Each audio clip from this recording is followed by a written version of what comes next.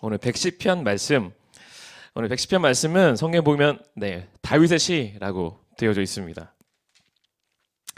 제가 오늘 이 다윗의 시편을 이야기하면서 제가 좀 성경에 보면 시편에 다윗의 시편들이 참 많이 있는데 다윗과 이 시편을 연결하는 게 저는 성경을 읽을 때 참 되게 중요하다는 생각을 했습니다. 왜냐하면 제가 개인적으로 다윗을 참 좋아하기도 해서 그런 거기도 한데 우리가 시편들을 읽어보게 되면 특히 우리가 이게 다윗의 시편이라고 써 있는 부분들, 그래서 다윗이 언제 이 편을 썼다라고 기록되어져 있는 부분들이 우리에게 참 되게 도움이 많이 된다는 걸 우리가 느끼게 됩니다. 왜 그러냐 하면 다윗이 이런 상황에서 이런 고백을 한 거구나 라는 걸 알 수 있기 때문에 그래요. 그러니까 우리가 단순히 어떤 고백을 추상적으로 듣게 되면 그냥 이 사람이 어떤 마음일지 딱 와닿지 않을 때가 있는데, 우리가 다윗의 시편들을 보게 되면 다윗이 어떤 상황에서 어떤 감정으로 이 고백을 했을 거다라는 게 예상이 좀 되니까 조금 더 그 고백에 더 깊이 다가갈 수 있는 시편들이 더 많이 있는 것 같습니다. 저는 그래서 성경을 읽으면서 특별히 하나님이 다윗의 시편들을 통해서 주시는 특별한 은혜가 있다라고 저는 느끼게 되는데, 특히 제가 이번에 저희가 생명의 삶을 계속해서 시편을 좀 묵상하면서 그런 것들을 개인적으로 더 많이 느꼈습니다. 다윗이 고백을 했기 때문에 이런 고백이 가능하구나라는 본문들이 정말 많더라고요. 특히 다윗의 시편을 보면 그런 시편이 참 많이 있죠. 원수들을 향한 시편. 하나님 저 원수들을 좀 멸하여 주시고, 하나님이 언제까지 저 원수들을 그냥 두시겠습니까? 이런 시편들이 정말 많잖아요. 근데 그 시편을 만약에 다윗이 쓰지 않았다라고 우리가 보게 되면 좀 오해할 수 있는 소지가 있습니다. 그러니까 하나님은 내가 내 원수를 향하여 원수들을 미워하고 원수들에 대하여 복수하는 걸 하나님은 그냥 원하시는구나. 그걸 또 눈 감아 주시고 그렇게 하나님도 그렇게 내 삶을 이끌어 주시는구나라고 우리가 그냥 생각할 수 있는데, 그 시편을 다윗이 썼다라는 걸 보면 우리가 뭘 알 수 있냐 하면 다윗의 삶을 알잖아요, 우리가. 그렇죠? 다윗은 한 번도 원수로 갚은 적이 없는 사람입니다. 그렇죠? 사울에게도 그랬고, 사울 다음에 이스보셋에게도 그랬고, 아브넬에게도 그랬고, 그리고 요나단의 아들 무이보셋에게도 그랬고, 항상 다윗은 한 번도 원수로 갚은 적이 한 번도 없는 사람입니다. 그러니까 우리가 이걸 보면 다윗의 삶과 이 고백이 어떻게 우리의 신앙에서 연결되어 있는지를 저는 잘 보여주는 부분이라고 생각해요. 이걸 자꾸 오해하면 사람들이 기독교 신앙에서 우리가 자꾸만 원수들을 우리가 화를 내서 그들에게 정죄하고 그들에게 가르치는 것에 대해서 마치 성경의 그런 부분들을 인용할 때가 있는데, 우리가 다윗의 삶과 고백들을 보면 그것이 아니라는 걸 우리가 알 수 있는 부분이라는 거죠. 그리고 또 오늘 저희들이 110편을 보면서도 또 마찬가지로 느끼게 되지만, 오늘 시편 110편은 저희가 제왕시라고 구분을 하고 있습니다. 그러니까 다윗이 왕으로서 어떤 등극을 하면서 왕으로서 하는 어떤 제의적인 표현으로서 이 시를 썼을 것이다 라고 많은 학자들이 예상을 하고 전통적인 해석을 그렇게 하기는 하는데, 그 부분에서도 오늘 말씀을 살펴보겠지만 다윗의 삶을 우리가 살펴보면서 다윗이 어떻게 하나님의 능력을 받은 대리인으로서 그가 나라를 어떻게 다스렸고 또 어떤 부분에서 중점적으로 사람들을 나라를 이끌었는지를 우리가 다윗의 삶을 보면 그의 고백들이 조금 더 풍성하게 되어지는 걸 저희들이 좀 보게 되는 부분이 있습니다. 특별히 그래서 저는 다윗이 쓴 시편들을 바라보게 되면서 그런 것들을 우리가 더 충만하게 바라볼 수 있는 것들을 있다라는 걸 먼저 말씀드리면서 이 시편을 좀 시작하고 싶습니다. 오늘 저희들이 표제에 다윗의 시라고 되어 있습니다. 특히 이 시는 전원희 목사님께서 또 시부리에서 말씀을 해주셨지만 이 다윗의 앞에 써 있는 이 레라는 어떤 전치사가 어떤 의미로 해석되어지냐에 따라서 다윗의 시라고도 표현될 수 있고 다윗을 위한 시라는 표현으로도 쓸 수 있는 해석되어질 수 있는 부분들을 저희들이 가장 크게 이야기할 수 있는 부분이기도 합니다. 오늘 본문을 읽으면서 저희들이 보게 되겠지만 다윗이 썼다라고 하기에는 말하고 있는 화자가 다윗이 아닌 것 같은 느낌을 또 보게 되는 부분들이 있기 때문에 우리가 두 가지 부분을 우리가 또 더 잘 살펴보려고 합니다. 오늘 분류상으로 이 시를 저희가 전통적으로는 제왕시로 분류를 하고 있습니다. 분류를 하고 있는데 제가 주석서들을 보다 보니까 이것도 세밀하게 두 가지로 좀 보고 있더라고요. 어떤 사람들은 다윗이 왕으로서 등극할 때 왕으로서 하나님이 그를 세우시고 이끄실 때 어떤 했었던 시로 보기도 하고, 또 하나의 해석은 실제로 이걸 전투를 나갈 때 하나님이 우리의 왕과 우리 백성들과 함께 하신다라는 것으로 마치 전쟁 전에 이 구호와 찬양을 하면서 하나님이 그들과 함께 하시고 우리와 함께 하실 걸 고백하면서 이 시를 고백했을 것이다 라는 주석들이 있더라고요. 그리고 또 두 번째 이 분류를 또 신학학자들은 어떻게 보냐면 이것을 메시아 예언서라고 봅니다. 메시아를 예언하는 시, 저희들이 앞 말씀을 읽겠지만 저희가 잘 아는 구절들이 나오게 됩니다. 1절 4절에 보면 시편에서 이 말씀을 예수님에 대한 예언의 말씀으로 인용하고 있는 부분들이 많이 등장하고 있어서 이 시를 신학학자들은 그냥 원초에 메시아를, 그러니까 예수 그리스도가 오심을 예언하기 위해서 다윗에게 하나님의 감동을 주셔서 메시아를 예언하기 위한 시편으로 처음부터 쓰인 거다라고 말하는 시점들이 있습니다.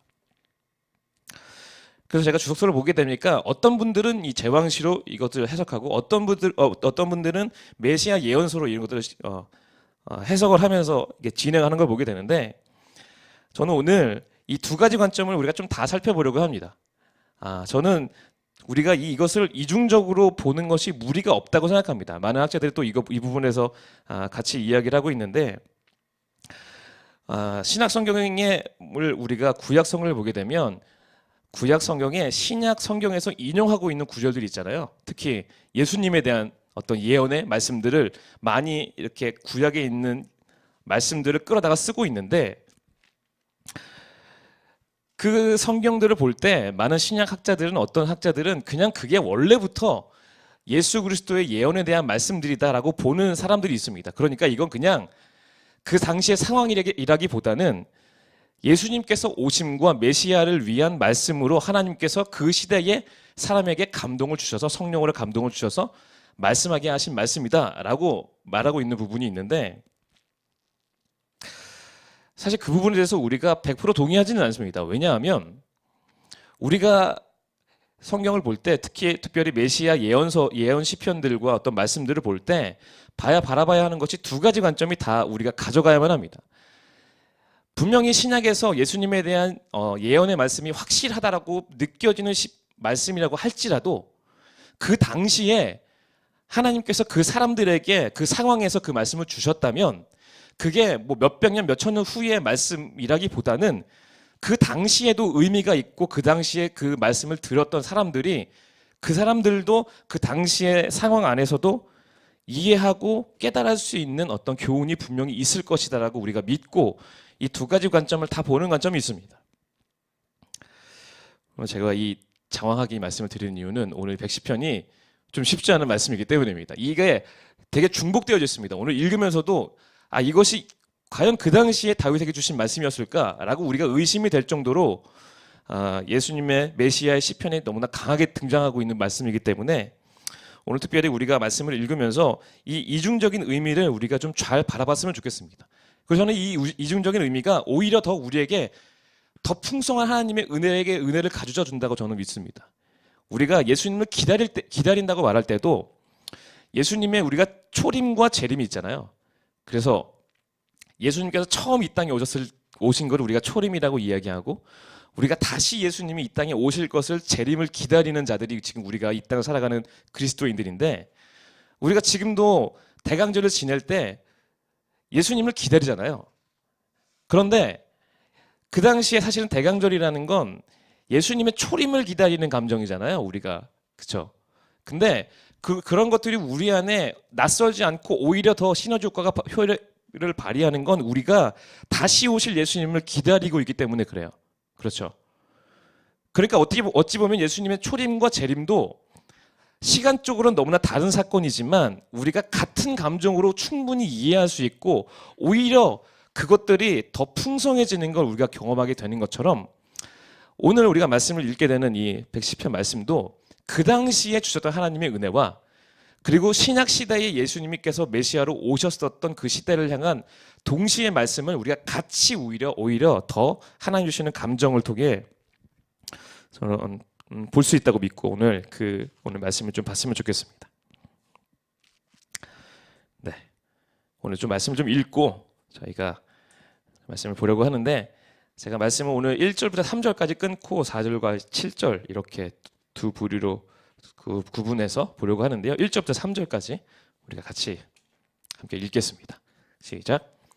주님께서 내 주님께 말씀하시기를 내가 너의 원수들을 너희 발판이 되게 하기까지 너는 내 오른쪽에 앉아 있어라 하셨습니다. 주님께서 임금님의 권능의 지팡이를 시온에서 하사해 주시니 임금님께서는 저 원수들을 통치하십니다. 임금님께서는 거룩한 산에서 군대를 이끌고 전쟁터로 나가시는 날에 임금님의 백성이 즐거이 헌신하고 아침동이 틀 때에 새벽 이슬이 맺히듯이 젊은이들이 임금님께로 모여들 것입니다. 아멘. 오늘 1절을 보게 되면 사실은 저희가 이 110편 말씀은 새 번역이 좀 좋지는 않은 것 같습니다. 개역개정 번역이 더 언어에 더 가까운 번역으로 좀 보게 되는데, 1절을 보게 되면 저희가 주님께서 내 주님께 말씀하시기를 이렇게 되어 있는데, 원래 개역개정에는 이게 여호와께서 내 주에게 말씀하시기를 이렇게 되어 있습니다. 그러니까 이 앞에 주님은 원래 야훼 하나님을 말하고, 뒤에 주님은 우리가 아도나이라고 말하는 아돈이라고 되어 있는 언어로 되어 있는데 주님이란 뜻입니다. 그러니까 원래 여호와께서 내 주에게 말씀하시기를 이라고 말해야, 해석을 해야 사실은 조금 더 저희가 이해하기 좀 쉬운 상황입니다. 그러면서 그러니까 어떻게 되고 있냐면 하나님 야훼께서, 여호와께서 지금 내 주님께 말씀하시기를 이렇게 말씀을 시작하고 있습니다. 벌써 시작부터 어떤 느낌을 주고 있냐면 어떤 제3자가 하나님께서 주가 어떤 사람이라고 보느냐에 따라 이 시편을 우리가 보게 되는 건데, 우리가 처음에서 말했듯이 이것을 제왕시로 보자면 이 주는 지금 왕으로 등극하고 있는 왕을 말하고 있겠죠. 그게 다윗이라고 말한다면 다윗이 지금 왕으로서 세워지고 있는데 여호와께서 그 왕에게 말씀하십니다라고 제3자가 그것을 지금 낭독하고 있는 겁니다. 그러니까 이 사람은 아마도 제사장이나, 이걸 제왕시로 보자면 제사장이나 어떤 선지자를 볼 수 있겠죠. 제사장이나 선지자가 지금 이 의식을 행하고 있는데 왕으로 등극하고 있는 왕에게 여호와께서 왕에게 지금 이렇게 말씀하십니다라고 막 이렇게 선언하고 있는 겁니다. 그러면서 뭐라고 선언하냐면 내가 너의 원수들을 너의 발판이 되기까지 너는 내 오른쪽에 앉아 있어라 라고 하셨다 라고 되어 있습니다. 여기에서 너의 발판이 되게 하기까지 라고 되어 있는데, 이 말씀은 우리가 그 당시의 상황을 좀 보면 알 수 있습니다. 앞에서도 제가 말씀드렸듯이 이 시편을 어떻게도 보고 있냐면 전쟁에서 나갈 때 이 시편을 불렀을 거다라고 보는 관점이 있습니다. 그러니까 이걸 어떻게 보고 있는 거냐면 지금 전쟁 전에 모든 원수들을 그 주 앞에, 그러니까 그 왕 앞에 발판이 되기까지, 그러니까 그 당시에 전쟁을 했을 때 전쟁에 승리하면 원수가 발에 엎드려져서 그 목과 얼굴을 밟게 되어 있는 그 형상을 좀 보게 되는데, 그런 것들을 좀 떠올리게 되는데, 그렇게 되기까지 너는 내 오른편에 앉아 있어라 라고 지금 여호와께서 말씀하셨다라고 선언을 합니다. 우리가 이 오른편에 앉았다라는 이 표현이 우리가 앉아 있다라는 표현이라기보다는, 그 당시에는 후계자의 자리에 오른쪽에 앉히잖아요. 그런 것과 같이 뭔가 오른편에 앉아 있고 왕이 행한다라기보다는, 그런 의미라기보다는 여호와, 그러니까 신의 능력을 받은 후계자로서 그 대리자의 자리에 앉게 되어진다라는 의미가 강합니다. 그러니까 그게 왕의 자리이든 우리가 이후에 예수님의 예표하는 말씀으로서 예수님께서 하나님의 아들로서 그 자리에 오르게 되는 것이든, 이 두 가지를 우리가 다 보게 되었을 때도 이것은 하나님의 능력을 받은 자로서 하나님의 오른편에 하나님의 제 대리자로서 왕권을 이어서 행사할 자로 그 자리에 앉게 된다라는 의미를 가지고 있습니다. 오늘 특별히 이 말씀이 우리 신약에서도 인용이 되어지게 되는데, 저희가 한 말씀만 좀 읽어봤으면 좋겠습니다. 신약에 마태, 마가, 누가복음에 다 같은 이야기로 이 말씀을 좀 기록하고 있는데, 마태복음 22장 41절부터 46절에 보면, 우리가 한 말씀만 좀 보겠습니다. 마태, 마가, 누가복음에 한 이야기씩 있는데 같은 이야기를 말하고 있습니다. 마태복음 22장 41절부터 46절입니다.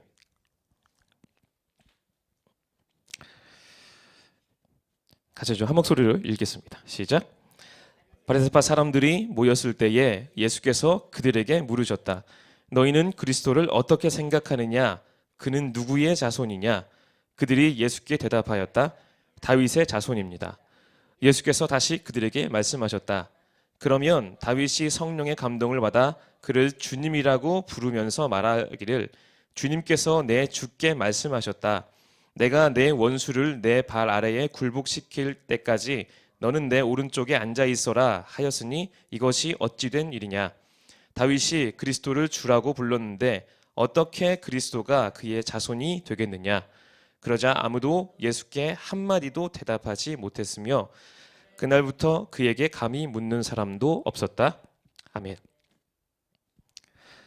그러니까 이 얘기를 읽어보면 신약에서 이 말씀을 어떻게 인용을 하고 있냐면 이렇게 말하는 거죠. 바리새파 사람들이 모였을 때 예수님이 물어보는 거예요. 너희는 메시아, 그리스도 같은 말이죠. 메시아를, 그리스도를 너희는 누구의 자손이라고 말하냐? 그러니까 물어봐요. 그러니까 사람들이 다 다윗의 자손입니다 라고 이야기를 하죠. 그랬더니 그게 아니다라고 예수님께서 말씀하시면서, 왜냐하면 너희가 이 말씀을 봐라. 20편의 말씀을 보면 다윗이 성령의 감동을 받아서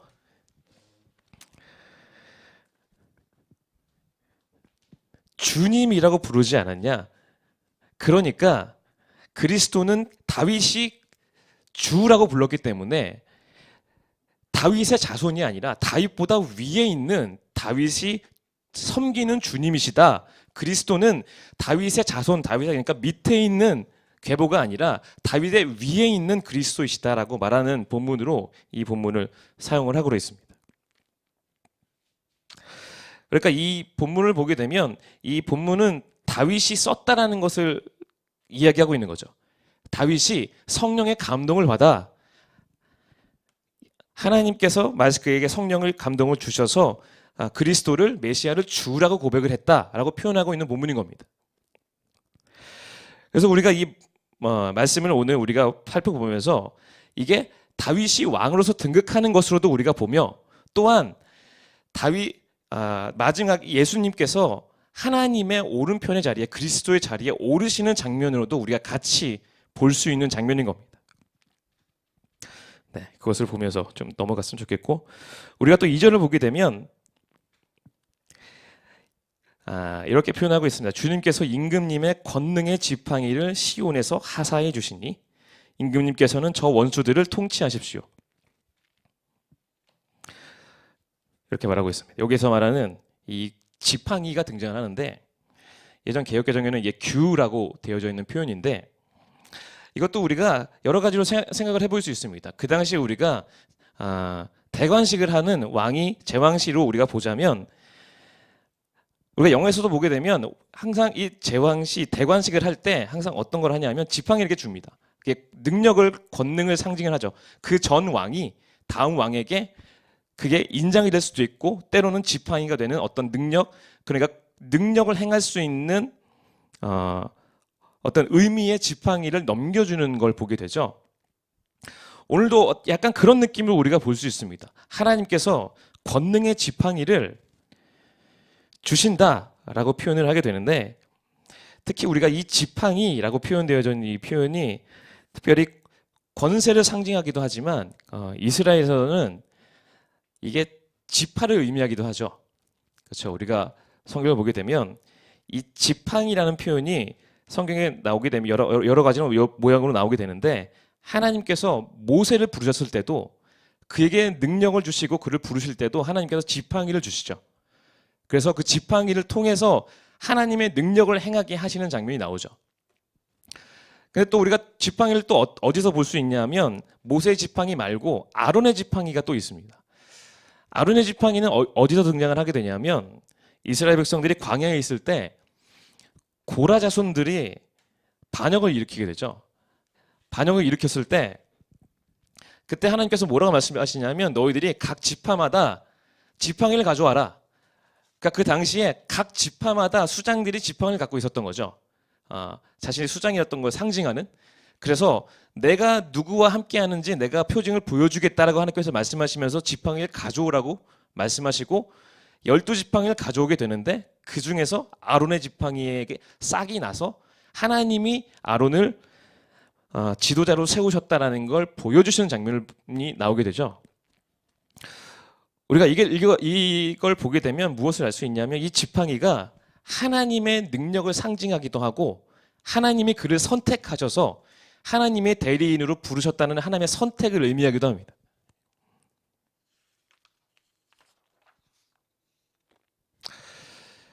그래서 우리가 1, 2절을 좀 우리가 같이 보게 되면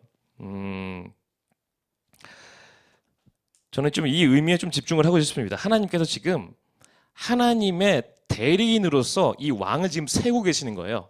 그리고 지금 예수님의 말씀으로 우리가 보더라도 예수님도 하나님의 능력을 대행하는 대리인으로서 지금 세워지고 있는 장면인 겁니다. 하나님이 세우시는 장면인데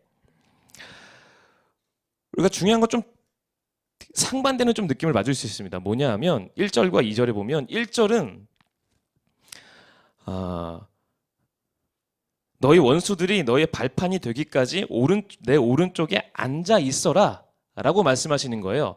그러니까 마치 이런 거죠. 하나님께서 내가 너를 위해서 전쟁할 거고 내가 너를 위해서 승리로 이끌 거니까 너는 그냥 가만히 있어라. 이런 느낌이 좀 강해요. 근데 우리가 2절을 보게 되면 또 어떻게 말하고 있냐 하면 하나님께서 지팡이를 주시면서 원수들을 통치하라고 명령하세요. 그러니까 이게 약간 뭔가 좀 상반되는 듯한 좀 느낌이 있습니다. 하나님이 다 하실 것처럼 말씀하시는데 2절에 보게 되면 네가 통치하라 라고 하나님께서 능력을 주시는 장면을 보게 돼요. 저는 특히 제가 이 말씀을 준비하면서 하나님이 특히 다윗을 왕으로서 세우실 때 하나님이 하나님의 대리인으로서 세우시는 이 메시지가 다윗에게 주시는 강한 메시지였다고 저는 믿습니다.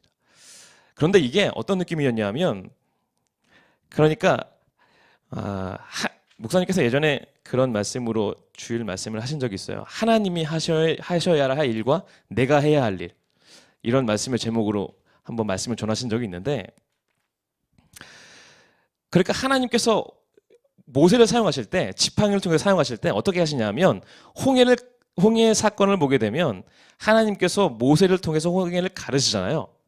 근데 홍해를 가르친 건 당연히 하나님이시죠.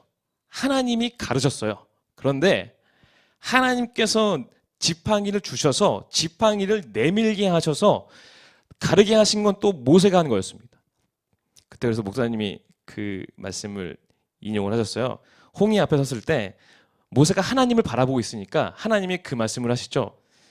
너는 왜 나에게 부르짖냐?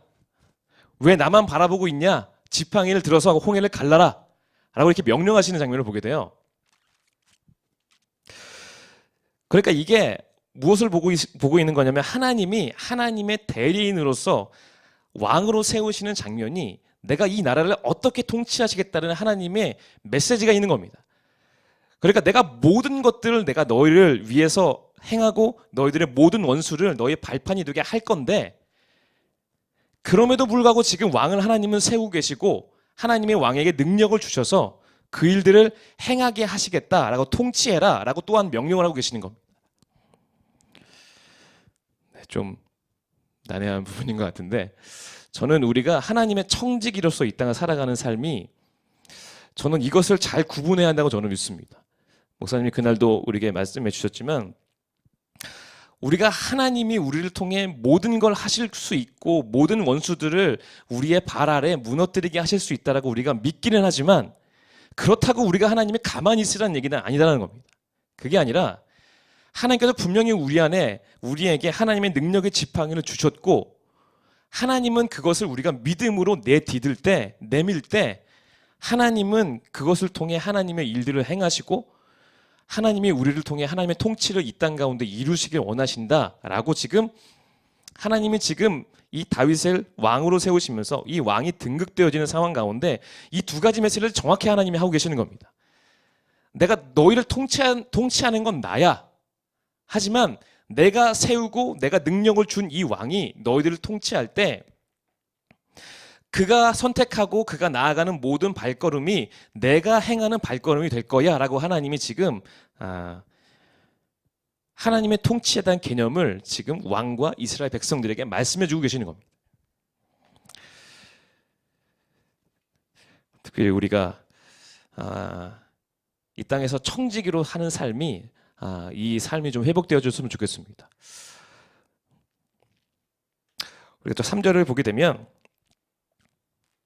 사실 이 3절이 성경의 난해 구절 중에 하나입니다. 저들이 3절을 한번 저들이 읽었는데 저들이 읽은 구절이 되게 길잖아요. 그런데 이게 원어로 보게 되면 히브리어로 딱 10개 단어로 끝납니다. 되게 짧은 문장인데 이것을 약간 좀 의역을 하고 있습니다. 3절을. 그래서 사실은 원래 이 3절이 개역개정에는 앞절에 그렇게 되어 있습니다. 주의 권능의 날에 주의 백성이 거룩한 옷을 입고, 이렇게 우리가 번역되어졌었죠. 근데 이게 세번역에는 조금 되게 많이 다르게 번역을 하고 있습니다. 마치 3절을 번역하고 있는 이 세번역은 이걸 염두에 두고 하고 있는 것 같아요. 전쟁의 상황에서 이 시를 지금 쓰고 있는 상황을 염두에 두고 이 시편을 지금 번역을 하고 있는 것 같아요. 그러다 보니까 이렇게 번역을 한 거예요. 임금님께서 거룩한 산에서 군대를 이끌고 전쟁터로 나가시는 날. 근데 전혀 다른 번역이어서 사실은 좀 저희들에게 좀 헷갈리게 되는 본문이기도 한데, 어쨌든 우리가 집중하고자 하는 건 개역개정에 보게 되면 주의 권능의 날, 주의 백성이 거룩한 옷을 입고, 이렇게 표현하는 것이 좀 더 원어의 그냥 정확한 번역입니다. 그리고 그 다음에 말씀을 보면 임금님의 백성이 즐거이 헌신하니 라고 되어져 있는데, 이 말씀도 원래 당신의 백성의 자원 재물이란 이 두 가지 단어입니다. 당신의 백성, 자원 재물, 이런 뜻입니다. 그러니까 어떻게 번역할 수 있냐면 앞에 이 주의 권능의 날에 주의 백성이 거룩한 이 옷이라는 표현도 거룩한 장식을 하다는 표현인데, 이 거룩한 장식을 하고 거룩을 입고 나아갈 때 당신의 백성들이 자원 재물을 드린다라는 표현입니다. 그러니까 이거를 헌신하다라고 번역이 되어졌는데, 그럴 때 그 다음에 보면 아침 동이 틀 때에 새벽 이슬이 맺히듯이 젊은이들이 임금님께로 모여들 것입니다. 이렇게 말하고 있습니다. 여기서도 이 이슬이라는 단어가 여기에 왜 있을까라고 학자들이 의견이 참 되게 분분하더라고요. 근데 뭐 저희가 의견들을 좀 종합해 보게 되면 우리가 이슬이라는 뜻 단어와 이 청년이라는 단어가 좀 우리가 연결해서 볼 수 있는 부분인 것 같아요. 이스라엘과 청년이라고 우리가 말할 때 좀 그런 의미가 있잖아요. 깨끗하고 순결한 이미지. 우리가 이슬이라고 말하면 하늘에서 내린 게 아니고 이 맺혀진 거고, 이 첫 어떤 그 물이기 때문에 청결하고 깨끗하다는 이미지가 있는데, 이 청년의 이미지가 또 그렇잖아요. 청년의 때에 뭔가 두려움이 없고 뭔가 당당하게 나아갈 수 있는 어떤 이 청년의 때를 같이 좀 비유하고 있지 않나라고 제가 개인적으로 생각하게 되는데, 그러니까 전체적으로 이 말씀을 좀 종합해 보면 이런 겁니다. 하나님께서 권능의 날에 임금님께서 왕이 나아갈 때, 하나님의 권능의 날에 거룩한 백성의 거룩한 옷을 입고 나아갈 때에 그 왕의 백성들이 그 왕을 보고 자신의 자원 재물을 드리며 헌신하며 그 길을 따라간다라는 어떤 의미를 가지고 있습니다. 그리고 그 마음은 어떤 마음이냐 하면 청년과 이슬과 같은 순결하고 하나님을 의지하는 마음으로 나아가야 한다라고 이렇게 말하고 있습니다. 제가 이 말씀을 준비하면서 좀 저한테 좀 개인적으로 와닿는 부분이 좀 있었습니다. 뭐였냐면 이 청년 같다라는 표현이에요. 제가 이제 청년이 아니어서 그런지 제가 요즘에 이제 와이프가 둘째를 임신하고 지금 저희가 지금 이사 갈 걸 좀 알아보고 있는데 제가 이 마음이 되게 많이 드는 것 같아요. 제가 예전에는 청년 때는 그런 마음과 각오가 있었잖아요. 각오가 있었던 것 같아요. 하나님 내가 굶더라도 내가 하나님을 위해서라면 내가 어디든 가겠습니다. 진짜 이 결단하고 헌신했던 시기들이 있는데 제가 요즘에 이렇게 집을 알아보고 있으면서 그리고 막 가정을 위해서 내 모든 걸 이제 쏟아야 하고 집중해야 되는 것 제 자신을 보면서 이제 가정을 위해서 내 모든 걸 버려야만 하는 건가? 막 이런 생각들이 막 들기 시작하니까 그리고 또 그런 마음들이 제가 또 사역을 하는 마음에 조금은 좀 순수하지 못한 마음들이 좀 제 안에도 좀 이게 들기 시작하는 걸 보면서 제 안에 좀 그런 열정이 좀 생기더라고요. 하나님, 청년과 같은 마음. 참 그 마음이 좀 회복됐으면 좋겠습니다. 왜냐하면 아직은 이제 가족들이 있으니까 좀 두려움이 있잖아요. 어떤 걸 결정할 때. 왜냐하면 내가 딸린 식구가 몇인데, 저도 이제 딸린 식구가 셋이 됐는데, 셋이 있는데, 내가 어떻게 그 일을, 나 못해. 막 이렇게 뭔가 이렇게 좀 두려워하는 마음들이 좀 더 강해진 것 같아요. 그래서 저는 이 말씀을 좀 준비하면서 더 많이 좀 와닿았던 것 같아요. 그러니까 하나님의 때에 왕이 하나님의 말씀을 붙잡고 하나님의 부르심을 받아 나아갈 때 너희 백성들은 너희 처자식들 걱정하는 마음, 세상을 두려워하는 마음들이 너희 안에 있지만 그때는 너희들이 청년과 같이 이슬과 같이 순수하고 순결한 마음으로 순종해라, 따라가라 라고 하나님이 저에게 말씀하시는 것 같은 네. 그런 마음. 네. 그래서 그렇게 좀 제가 좀 정리를 하고 싶고요. 그래서 이런 것들이 같이 공동체의 모습으로 그려지고 있습니다. 왕이 하나님의 권능을 받아 왕으로서 등극할 때 그리고 그렇게 하나님의 능력으로 믿음으로 행할 때 너희들은 순결함으로 청년과 같이 이슬과 같이 왕을 따라 이 하나님의 나라를 온전히 세워나가라 라고 하나님이 마치 말씀하시는 저는 특별히 이 모습이 우리 교회의 모습에도 있기를 간절히 소망합니다. 목사님께서 기도하고 하나님이 주시는 마음으로 선언하고 나아갈 때 우리 모두는 그냥 이것저것 재는 마음이 아니라 이건 분명히 하나님 주시는 마음이야. 하나님 주시는 방향이고 하나님 주시는 명령이야. 우리가 함께 믿고 정말로 이슬과 같이 청년과 같이 순종하는 마음으로 뭔가 확 달려들 때 하나님의 역사가 교회를 통해 일어난다고 믿습니다. 네, 저희들이 좀 그런 교회가 됐으면 좋겠고요. 우리 4절을 보게 되면 4절이 저희들이 또 잘 아는 말씀이 나오게 되는데 4절부터 6절까지 7절까지 다 같이 함께 읽겠습니다. 시작. 주님께서 맹세하시기를 너는 멜기세덱을 따른 영원한 제사장이다 하셨으니 그 뜻을 바꾸지 않으실 것입니다. 주님께서 임금님의 오른쪽에 계시니 그분께서 노하시는 심판의 날에 그분께서 왕들을 다쳐서서 흩으실 것입니다. 그분께서 문 나라를 심판하실 때에 그 통치자들을 치셔서 그 주검을 이 땅 이곳저곳 가득하게 하실 것입니다. 임금님께서는 길가에 있는 시냇물을 마시고 머리를 높이 드실 것입니다. 아멘. 그러니까 1절과 마찬가지로 2절, 4절도 같은 부분으로 시작이 됩니다. 내 주님께서 말씀하시기를 이라고 1절에서는 시작이 되는데 4절에서는 주님께서 맹세하시기를 이라고 표현을 하십니다. 너는 멜기세덱을 따른 영원한 제사장이다 하셨으니 그 뜻을 바꾸지 않으실 것입니다. 이렇게 표현하고 있는데 우리가 여기서 말하는 이 멜기세덱은 우리가 예전에 11조를 이야기할 때도 함께 이야기 나눴던 창세기 14장 이야기를 하고 있습니다. 특히 왜 굳이 멜기세덱을 등장시킬까? 우리가 멜기세덱이 나올 때마다 사실 좀 의아한 부분이기도 합니다. 왜냐하면 우리가 잘 알지 못하는 사람인데 굳이 왜 멜기세덱을 등장시킬까라는 부분에서 저희들이 예전에 11조를 이야기할 때 함께 또 이야기했던 부분들이 있었는데 이게 창세기 14장에 보게 되면 아브라함이 전쟁을 하면서 돌아올 때 살렘 왕이라고 되어 있는 이 멜기세덱에게 11조를 드리는 장면이 나오게 되죠. 그래서 우리가 11조를 이야기할 때도 그때 그렇게 이야기했죠. 굳이 이것을 등장시키는 이유가 히브리서도 보게 되면 왜 멜기세덱을 등장시키냐 하면 특히 이스라엘 백성들은 아브라함이 조상이잖아요. 아브라함이 그들의 민족의 시작이라고 생각하고 아브라함을 조상이라고 생각하는데 믿음의 조상이라고 생각하고 있는데 지금 예수님을 이야기하기 위해서는 아브라함보다 높으시고 크신 하나님과 예수님을 이야기해야 하기 때문에 굳이 멜기세덱을 등장시켜서 아브라함이 멜기세덱에게 11조를 드렸다는 건 그를 섬겼다는 거고 주로 섬겼다는 것을 성경에서 말하고 있으면서 그게 멜기세덱의 반차를 따라 멜기세덱의 서열을 따라 예수님께서 오신 거다라고 그렇게 설명하고 있는 부분입니다. 오늘도 그렇게 마찬가지로 멜기세덱을 영원한 제사장이다 라고 하셨다라고 표현을 쓰고 있는데 여기서도 같은 맥락입니다.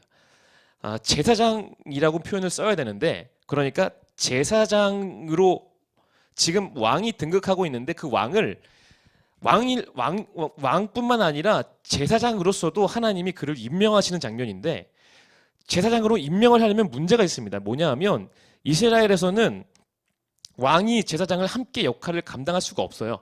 그게 원래 율법적으로 이미 그들의 전통 가운데 그렇게 될 수 없는 상황입니다. 그래서 사실은 성경에 보게 되면 이 왕들이 제사장 역할을 같이 하려고 할 때 그걸 죄라고 말하고 있어요. 그러니까 이거 원래 불가능한 이야기입니다. 근데 이걸 가능하게 하기 위해서 멜기세덱을 지금 등장시키는 겁니다. 멜기세덱이 또한 그래서 멜기세덱을 등장시킴으로 인해서 이 영원한 제사장으로 하나님이 이 왕과 이 예수 그리스도를 세우는 장면에서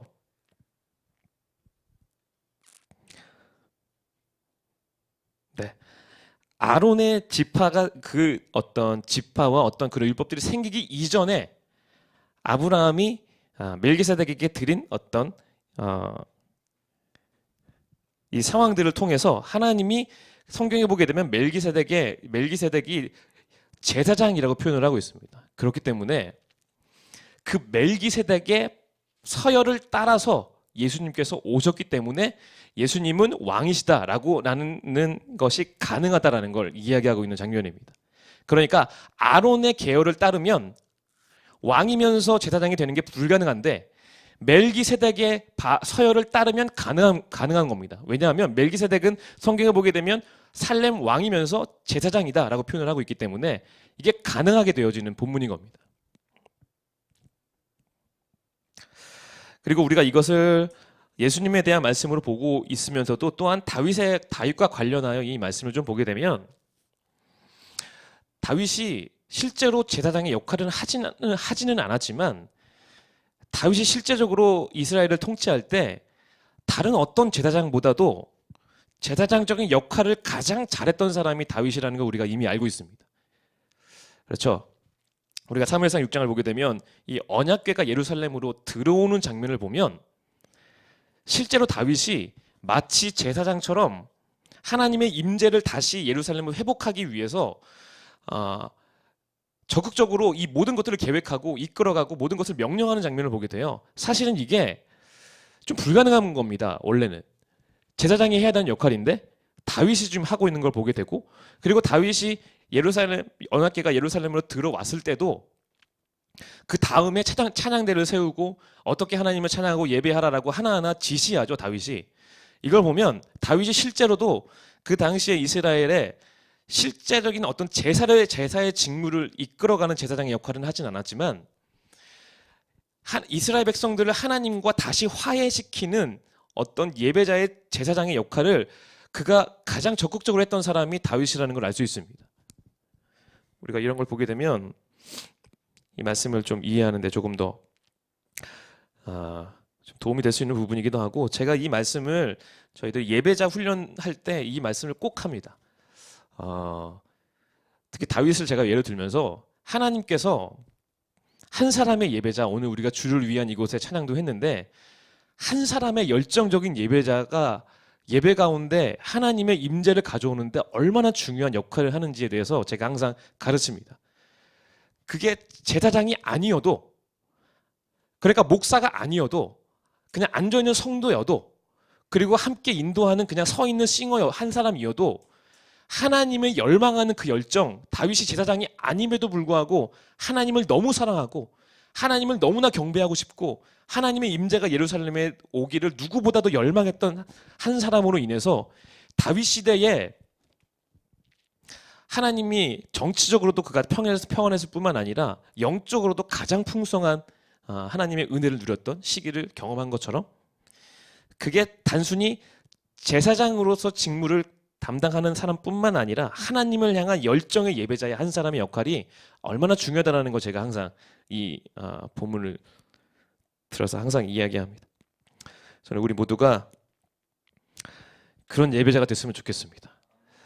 여러분들이 한 사람이 하나님을 향한 열정을 품으면 그게 목사가 하나님의 영에 감동되어서 말씀을 잘 전하는 것도 중요하지만 진짜 예배가 새로워지고 하나님을 향한 뜨거운 예배로 나아가는 건 사실은 하나님을 진짜 사랑하는 한 사람을 통해 이런 예배가 열린다고 저는 믿습니다. 저는 오늘 예배가 저희 예배가 좀 그런 예배가 되었으면 좋겠고 오늘 5절부터 쭉 보게 되면 그러면서 5절에 주님께서 임금님의 오른쪽에 계시니 그분께서 노하시는 심판의 날에 그분께서 왕들을 다 쳐서 흩으실 것입니다. 그분께서 문 나라를 심판하실 때에 그 통치자들을 치셔서 그 죽음을 이 땅 저곳 이곳저곳에 가득하게 하실 것입니다. 우리가 5절에 보면 그분께서 노하신다라는 표현을 제가 언어를 보니까 이게 노한다라는 표현도 되고 콧구멍이라는 뜻이 있더라고요. 코. 그러니까 약간 그런 걸 우리가 연상할 수 있죠. 막 만화 같은 데 보면 이게 화가 나면 코에서 바람 나가 불 나가는 거.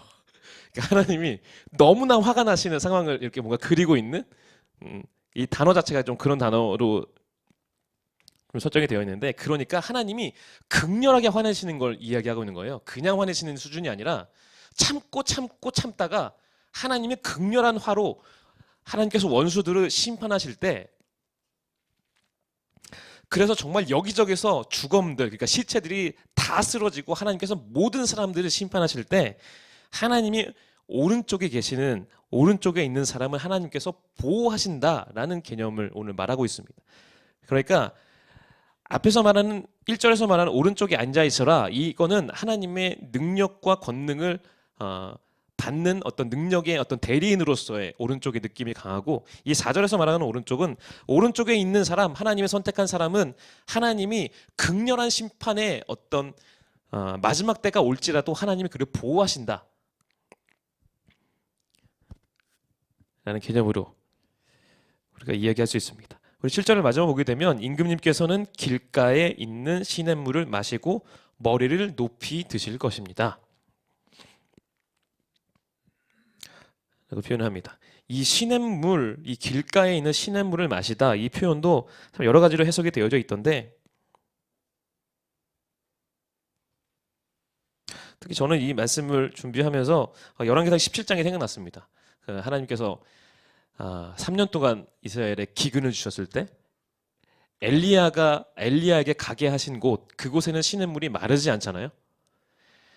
그런 것처럼 하나님이 극렬하게 심판하시는 그 순간에도 하나님은 하나님의 사람들을 보호하시고 지키시고 이끌어 주신다라고 하나님이 지금 말씀하시는 겁니다. 그래서 오늘 110편을 제가 정리를 하게 되면 하나님이 지금 왕으로 등극하며 그리고 하나님의 대리인으로서 이 다음 왕을 하나님이 세우시는 장면을 통해 하나님은 두 가지를 말씀하고 있습니다. 한 가지는 무엇이냐면 통치자는 하나님이시다라는 걸 계속해서 하나님이 지금 말씀하고 계시는 거예요. 너희들에게 내가 왕을 세우지만 너희들의 원수를 무찌르는 것도 나고 마지막 때에 너희를 지키는 것도 나고 하나님이 내가 너희를 통치하는 주체다라는 걸 하나님 계속해서 말씀하고 계십니다. 하지만 그럼에도 불구하고 하나님은 능력으로서 왕을 세우시고 그 왕을 통해 내 통치가 온전히 이루어지게 하는 대리인으로서 나는 세웠다라는 것도 하나님이 계속해서 지금 말씀하고 계시는 겁니다.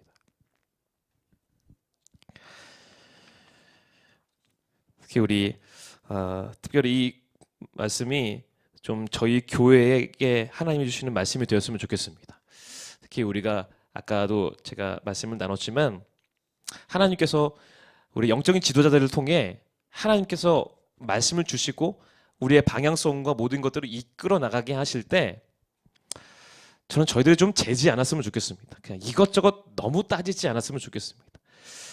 그게 아니라 정말 이슬과 같이 청룡과 같이 순결한 마음으로 하나님의 통치하심을 믿고 그리고 하나님이 우리의 인도자와 왕으로 세우셨다는 걸 우리가 믿고 왕이 말씀하시면 그건 하나님의 말씀이다라고 우리가 믿고 정말 순결하게 순종하는 공동체를 통해 하나님은 하나님의 나라와 하나님의 통치를 이 땅 가운데 이루신다라고 지금 선포하고 계시는 겁니다.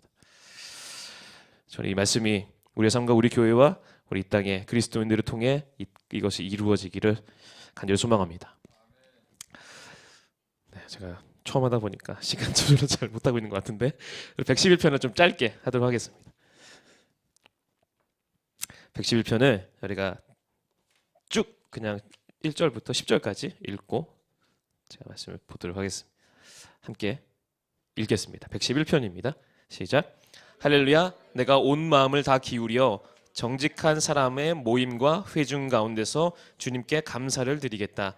주님께서 하시는 일들은 참으로 훌륭하시니 그 일을 보고 기뻐하는 사람들이 모두 깊이 연구하는구나. 주님이 하신 일을 장엄하고 영광스러우며 주님의 의로우심은 영원하다. 그 하신 기이한 일들을 사람께서 기억하게 하시고 은혜로우시며 긍휼이 많으시다. 주님은 당신을 경외하는 사람들에게는 먹거리를 주시고 당신이 맺으신 언약은 영원토록 기억하신다. 당신의 백성들에게 하신 일, 곧 뭇 민족의 무산을 그들에게 주신 일로 당신의 능력을 알리셨다. 손수하신 일들은 진실하고 공의로우며 주님은 지시하시는 법은 모두 든든하며 영원토록 흔들리는 일이 없으니 진실과 정직으로 제정되셨다. 당신의 백성에게 구원을 베푸시고 그 언약을 영원히 세우셨으니 그 이름이 거룩하고 두렵다. 주님을 경외하는 것이 지혜의 근본이다. 주님의 계명을 지키는 사람은 바른 깨달음을 얻으니 영원토록 주님을 찬양할 일이다. 아멘. 우리 시편 111편은 그 예전에도 저희들이 한번 봤었는데 히브리어의 알파벳이 22개가 있는데 저희가 오늘 10절까지 읽었는데 이것이 행별로 알렙, 베트, 김멜, 달렛 이렇게 알파벳이 가게 되는데 그렇게 시작되게 되어지는 시편입니다. 그러니까 언어적인 어떤 뉘앙스와 시의 어떤 그런 아름다움을 가장 살리고 있는 그런 시편이에요. 그래서 어떻게 보시면 되냐면 할렐루야 다음에 한 절당 두 행식을 이 첫 시작을 이 알파벳을 시작으로 놓고 있습니다. 네, 전원희 목사님이 하셔야 좀 더 자세하게 설명해 주실 텐데 저는 이렇게만 하고 넘어가겠습니다. 이 시편은 예배나 제의 때 쓰였을 것이라고 예상할 수 있는 시편입니다. 그러니까 하나님을 예배할 때 어떻게 하나님을 예배하며 나아가야 되는지에 대해서 시편이 좀 잘 보여주고 있는 시편이라고 저는 생각이 되어집니다. 그러니까 1절을 보게 되면 할렐루야 내가 온 마음을 다 기울여 정직한 사람의 모임과 회중 가운데서 주님께 감사를 드리겠다 라고 말하면서 할렐루야 라고 말하면서 처음부터 이 선언을 하면서 이 뭔가 공동체 가운데 하나님께 감사함으로 예배하러 나아오기를 예배의 부름처럼 이 시편이 시작을 하고 있습니다. 그러면서 하나님을 왜 찬양해야 되는지에 대해서 2절부터 지금 쭉 이야기하고 있는 시편입니다. 우리가 2절을 보면 주님께서 하시는 일들이 참으로 훌륭하시니 그 일을 보고 기뻐하는 사람들이 모두 깊이 연구하는구나 라고 되어 있습니다. 이게 연구하는구나 이 단어가 참 특이한 단어입니다. 이게 다라시라고 되어 있던데 이게 찾다, 탐구하다, 노력하다, 연구하다 이런 뜻입니다. 이게 시편에 자주 등장하지 않은 표현이고 하나님의 말씀을 묵상한다라는 표현은 자주 나오지만 우리가 연구한다라는 표현은 자주 안 나오는데 여기에선 좀 독특하게 표현하고 있는 부분이 있습니다. 그러니까 이렇게 말하고 있는 겁니다. 2절에서 그의 일을 보고 기뻐하는 사람들이 모두 깊이 연구하는구나. 이렇게 말하고 있는 거예요. 그러니까 우리가 일단 2절부터 하나님을 먼저 1절에 찬양하라 라고 선언한 다음에 하나님의 행하신 일들을 쭉 이제 나열을 하고 있는데, 목사님께서도 말씀하셨지만 이 하나님의 일, 하나님의 행사를 이야기할 때는 크게 두 가지를 말하고 있습니다. 첫 번째는 창조, 두 번째는 구원. 목사님께서 계속 말씀하셨던 그 부분을 말하고 있는데, 오늘은 구원에 대한 부분을 정확하게 쭉 하나님의 선택과 하나님의 구속에 대해서 쭉 이야기하고 있는 장면을 보게 되는데, 특별히 우리가 읽었던 아까 기뻐하는 사람들이 모두 깊이 연구하는구나, 이게 뭘 말하고 있냐 하면 하나님을 예배하러 나온 사람들, 하나님을 섬기러 나온 사람들은 지금 너희들이 너희들의 감정과 너희의 상황을 그냥 기뻐하는 것, 거기에 머무르지 말고 진짜로 하나님이 너희들을 향한 일들과 행사들을 탐구하고 찾고 연구하라 라고 지금 명령하고 있는 겁니다.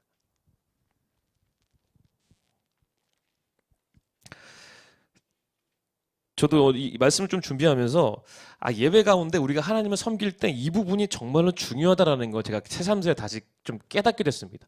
지금 이 시편의 기자도 뭐라고 말하고 있는 거냐면, 너희들이 하나님께 감사하며 찬양하는 것이 때로는 우리가 우리 눈앞에 보여 있는 하나님의 감사의 거리가 있잖아요. 때로는 하나님이 우리의 문제를 해결시켜 주기도 하시고, 때로는 우리 안에 감정적으로 우리가 하나님께 기뻐하는 감정을 주시고 성령을 통해 예배할 수 있는 마음들을 주실 때 우리가 기쁨으로 하나님께 나아가는데, 오늘 이 말하고 있는 시인은 그것뿐만 아니라 더 하나님을 찾고 연구하고 하나님이 하신 일들을 찾으라고 지금 말하고 있어요. 저는 특히 우리가 이 신앙생활 해나갈 때 저는 이 부분이 참 중요하다고 믿습니다. 우리가 하나님께 순종해야 한다고 말할 때 우리가 끝에서도 나오지만, 이 순종하기 어려운 게 왜 순종하기 어렵냐 하면 우리가 먼저 하나님을 찾는 자세가 되지 않았기 때문이에요. 오늘 우리가 시편을 쭉 살펴보면 거기서도 여기 시편에도 나오지만, 우리가 하나님을 진짜로 알게 되면, 하나님을 경험하게 되면 순종하는 건 그냥 당연한 일이에요. 그냥 순종할 수밖에 없는 거예요. 그런데 우리가 하나님은 말씀하셨는데 나는 왜 순종하기 어렵지? 이게 분명히 하나님이 하신 말씀이라는 거 내가 아는데 왜 나는 순종이 되지 않을까라고 우리 가운데 아직 그런 생각들이 있다면 우리가 아직 하나님을 잘 모르는 겁니다. 그러니까 그런 상황 가운데 있을 때 우리가 해야 되는 건 뭐냐면 하나님을 찾는 거예요. 하나님의 행사와 하나님의 일하심과 하나님의 능력과 하나님의 놀라우신 일들을 우리가 찾고 연구하기 시작할 때, 하나님의 성령을 통해 우리 가운데 하나님의 일들을 더 밝히 드러내 주셔서 그 모든 것들을 순종의 길로 하나님을 이끌어 주신다는 겁니다. 오늘 그러면서 오늘 3절을 보게 되면, 주님이 하신 일은 장엄하고 영광스러우며 주님의 의로우심은 영원하다, 이렇게 말하고 있습니다. 그러니까 주님이 하신 일들, 그러니까 이렇게 하나님을 찾는 자들에게 하나님이 주시는 열매가 뭐냐면, 하나님이 얼마나 장엄하고 하나님이 얼마나 영광스러우며 하나님이 얼마나 의로우시고 영원하신 분이신지를 하나님이 보여주시기 시작하신다는 겁니다. 특히 제가 이걸 준비하면서 목사님의 예를 또 써놨는데, 목사님 요즘에 지난주에 끝나셨는데 과학 공부하러 다니셨어요. 몇 달 동안. 진짜 바쁘신데 원래 토요일이 제일 바쁜 시간이잖아요. 근데 오전 시간에 한 몇 달 동안 거길 다니시더라고요. 그래서 저희가 참 신기하다 생각했었는데, 그래서 그 다음부터 목사님이 그 말씀 많이 하시잖아요. 별과 은하계와 그리고 하나님의 그 장엄함과 위대함에 대해서 막 이렇게 말씀하시잖아요. 근데 사실은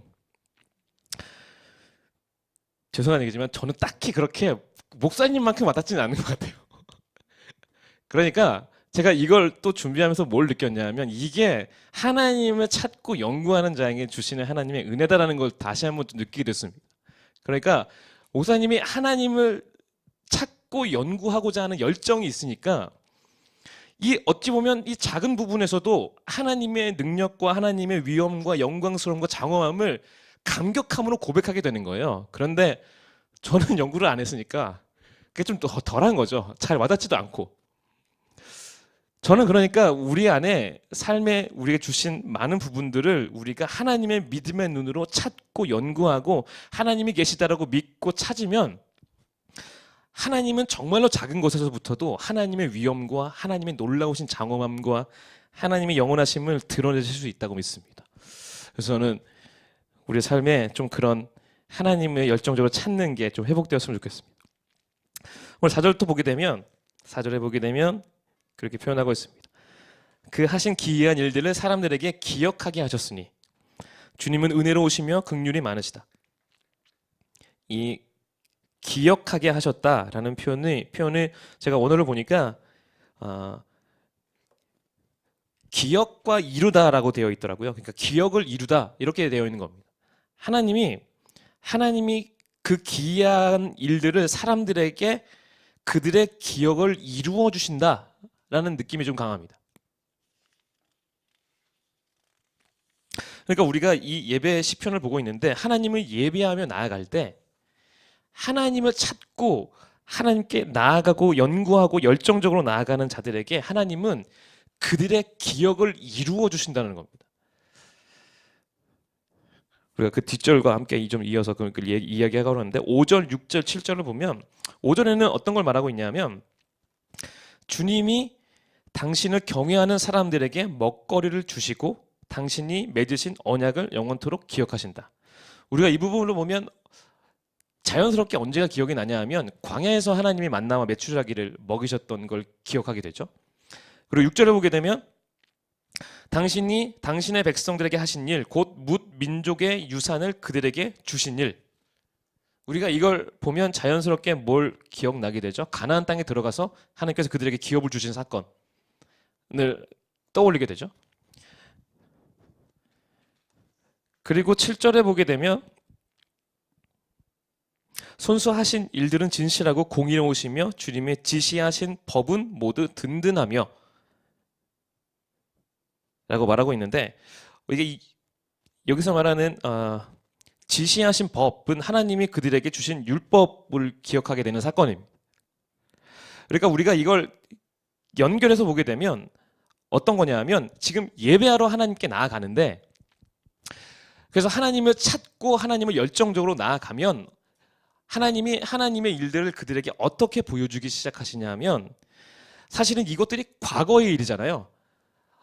이스라엘 백성들을 여기자면 벌써 몇천 년 전 엄청난 오래된 과거의 일인데 우리가 성경에 보게 되면 우리가 세례를 받고 그리스도인이 되었을 때 그것을 뭐라고 표현하고 있냐 하면 히브리서에 보면 우리가 바다 가운데 세례를 받았다라는 표현을 쓰고 있죠. 그러니까 홍해를 건넌 걸 우리가 세례를 받았다라는 표현을 쓰고 있고 이 광야에서 하나님을 알아가고 하나님의 능력과 하나님의 인도하심을 경험하고 결국에는 하나님의 약속하신 땅에 들어가는 어떤 이 모든 과정이 사실은 우리 모두가 그리스도인이 된 이후에 하나님을 믿은 이후에 우리 모두가 경험되어지는 사건들입니다. 그러니까 하나님의 구원의 경험을 하고 세례의 경험을 하고 또 하나님이 광야에서 이스라엘 백성들을 먹이시는 것처럼 우리의 모든 필요를 채워주시는 경험들 그리고 하나님께서 기업을 주셔서 그 기업들을 통해 하나님의 일을 이루시는 일들을 하나님께서 보게 하시는 것. 이 모든 이 일련의 과정들이 하나님이 그들의 기억을 이루시는 일들을 하나님께서 하신다는 거예요. 그러니까 이게 어떤 느낌이냐 하면 그게 과거의 일이 아니라 지금 내 삶에 살아있는 기억으로 하나님이 살아나게 하신다라는 표현인 겁니다. 하나님을 찾는 자들에게. 그러니까 이게 단순히 과거의 고백이 아니라 성령을 통해 하나님이 내 기억에 성령을 통해 지금 내 삶과 모든 것들에 하나님의 일하심이 드러나서 그 과거의 일들이 함께 고백되어짐을 통해 지금 나의 삶에도 지금 역사하시는 하나님, 지금도 나에게 주시는 만나, 지금도 나에게 주시는 메추라기, 지금도 나에게 주시는 불기둥, 지금도 나에게 주시는 구름기둥, 지금 또 나에게 하나님께서 함께 하시는 일들이 드러나서 함께 하나님을 실제로 역사하시는 하나님을 고백하며 예배하는 일들이 하나님 그들의 기억 속에 역사하신다 라고 우리가 이야기할 수 있는 부분입니다. 네. 마지막으로 좀 하고 좀 마치려고 합니다. 8절부터 10절까지 저희가 보게 되면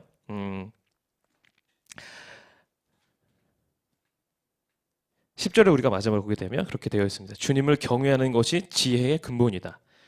주님의 계명을 지키는 사람은 바른 깨달음을 얻으니 영원토록 주님을 찬양할 일이다. 라고 표현하고 있습니다. 말씀하고 있습니다.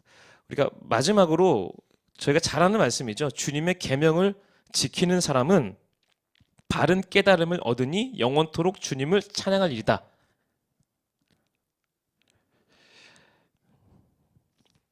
라고 말하고 있습니다. 그러니까 이 계명을 지키는 사람이 바른 깨달음을 얻는다라고 말하고 있고, 계명을 지키는 사람이 영원토록 하나님을 찬양하게 될 것이다 라고 표현을 하고 있습니다.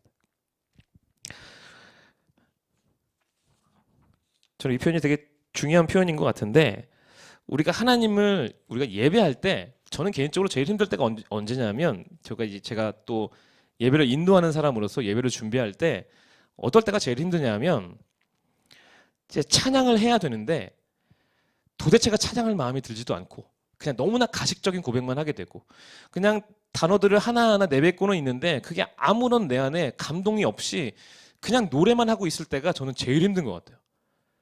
그때가 참 너무 힘든 것 같아요. 제 예배가 형식적으로 죽어져 있을 때. 그러니까 오늘 하나님께서 오늘 뭐라고 말씀하시냐면, 어떤 사람에게 하나님이 영원히 그가 하나님을 바르게 깨닫고 하나님을 영원토록 찬양할 수 있도록 하나님이 하게 하시냐면, 끊임없이 하나님을 찾고 또 하나님께 순종하기로 열정적으로 하나님께 나아오는 자들을 하나님이 그의 예배와 그의 찬양을 하나님은 늘 회복되고 하나님 향한 감격이 살아있는 예배로 하나님이 이끌어 주신다 라고 이 마지막으로 말씀을 하고 있습니다. 네, 정리를 하고 오늘 말씀을 좀 정리하려고 하는데요. 저는 특별히 오늘 우리 예배 가운데 좀 이런 일이 일어나기를 우리가 꿈꾸는 예배자가 되었으면 좋겠습니다. 우리가 지금까지 너무나 형식적인 예배를 드렸다면, 우리가 아직은 우리 예배가 부족할지라도 하나님, 우리 예배에도 이런 일들이 일어나길 원합니다. 하나님, 내 예배에, 오늘 예배에 이 일들이 일어나길 원합니다 라는 꼭 고백하는 우리가 되었으면 좋겠습니다. 예배하러 나아갈 때 하나님, 내가 하나님을 예배하며 찬양합니다 라고 말할 뿐만 아니라 하나님을 더 집중하여 하나님을 연구하고 하나님을 찾는 열정으로 주님께 달려들어서 주님께 나아갈 때, 하나님은 정말 작은 것에도, 내 삶의 가장 작은 것에서도 하나님은 정말 감격하도록 놀라우신 하나님을 드러내시고, 또 그 하나님을 경험하게 하심으로 인해서 우리의 찬양과 우리 예배가 늘 감격적인 예배와 찬양과 하나님을 섬기는 삶으로 하나님은 우리의 삶을 회복시켜 주실 것이라고 저는 믿었으면 좋겠습니다. 그리고 우리 예배가 늘 그렇게 하나님의 감격이 살아있는 예배, 그런 찬양, 그런 우리 모두가 되기를 주님을 간절히 소망합니다. 아멘.